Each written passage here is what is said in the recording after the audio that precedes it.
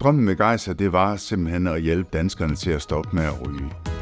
Mit navn det er Jens Andersen. Jeg er gift med Mimi, og vi har sammen 3 sønner. Og derudover så er jeg direktør for Gejser, som sælger elektroniske cigaretter. Jeg hedder Jesper, og jeg er 28 år, og til daglig er jeg salgschef her. Vi har det her hovedkontor og lager, som er omtrent 2.000 kvadratmeter, vil jeg sige. Napper 20 mand, og udover det, så har vi snart 50 butikker rundt om i hele landet.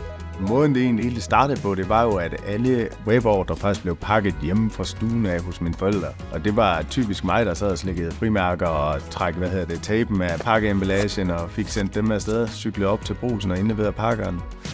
Selvom at jeg er far, og det er mine 3 drenge, så er vi vidt forskellige og supplerer hinanden helt fantastisk.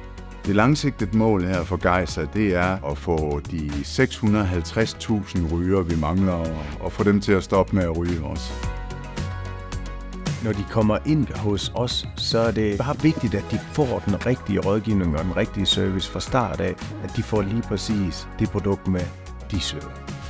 Gejser er for mit vedkommende verdens bedste virksomhed.